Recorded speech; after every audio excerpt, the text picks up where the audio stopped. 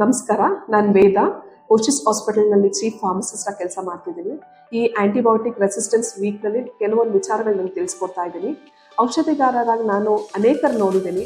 Doctors prescription ಇಲ್ಲದೇ ಬಂದು antibiotics ತೆಗೆದುಕೊಳ್ತಾರೆ. ಇದು ತಪ್ಪು ತಿಳುವಳಿಕೆ. ಆಂಟಿಬಯೋಟಿಕ್ಸ್ ಅನ್ನೋದು ಸಾಮಾನ್ಯ ಔಷಧಿ ಅಲ್ಲ. ಅನವಶ್ಯಕವಾಗಿ ಅದನ್ನು ತೆಗೆದುಕೊಳ್ಳೋದ್ರಿಂದ ಪ್ರತಿರೋಧಕ ಕಣಗಳು ಹೆಚ್ಚಾಗಿ ನಿಮಗೆ ಹಾನಿಕರವಾಗುತ್ತೆ. ಅದು ನಿಮಗೆ ಮಾತ್ರ ಅಲ್ಲದೆ ಸಮುದಾಯಕ್ಕೂ ಹಾನಿಕರ. ಹಾಗಾಗಿ ಆಂಟಿಬಯೋಟಿಕ್ಸ್ ತೆಗೆದುಕೊಳ್ಬೇಕಾದ್ರೆ ಕೆಲವೊಂದು ವಿಚಾರಗಳನ್ನ ನೀವು ಗಮನದಲ್ಲಿ ಇಟ್ಕೊಳ್ಬೇಕಾಗತ್ತೆ. ಅದರಲ್ಲಿ ಮೊದಲನೇದಾಗಿ ಡಾಕ್ಟರ್ಸ್ ಪ್ರಿಸ್ಕ್ರಿಪ್ಷನ್ಸ್ ಇಲ್ಲದೇ ನೀವು ಯಾವುದೇ ಆಂಟಿಬಯೋಟಿಕ್ಸ್ನ ತೆಗೆದುಕೊಳ್ಬೇಡಿ, ಮತ್ತು ಔಷಧಿಗಾರ ಕೊಡೋದು ಬೇಡ. ಮತ್ತು ಎರಡನೇದಾಗಿ ರೋಗದ ಲಕ್ಷಣಗಳು ಕಮ್ಮಿ ಆದಮೇಲೆ ಅದನ್ನು ಆಂಟಿಬಯೋಟಿಕ್ಸ್ ಕೋರ್ಸ್ನ ನಿಲ್ಲಿಸೋದು ಬೇಡ. ನನಗೆ 5 ದಿವಸಕ್ಕೆ ಆಂಟಿಬಯೋಟಿಕ್ ಕೊಟ್ಟಿದ್ರೆ ನೀವು 3ನೇ ದಿವಸದಲ್ಲೇ ನಿಮಗೆ ರೋಗದ ಲಕ್ಷಣಗಳು ಕಮ್ಮಿ ಆಗಿದೆ ಅಂತ ಅದನ್ನು ನಿಲ್ಲಿಸೋದು ಬೇಡ. ಆ ಪೂರ್ತಿ ಕೋರ್ಸ್ 5 ದಿನದ ತನಕ ಕಂಟಿನ್ಯೂ ಮಾಡಿ.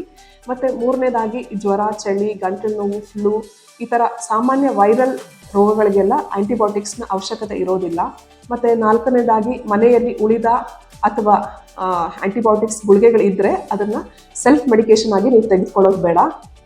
ಆಂಟಿಬಯೋಟಿಕ್ ಸುರಕ್ಷಿತ ಬಳಕೆಗೆ ಔಷಧಗಾರರು ನಿಮ್ಮ ಮಾರ್ಗದರ್ಶಕರಾಗಿರ್ತಾರೆ.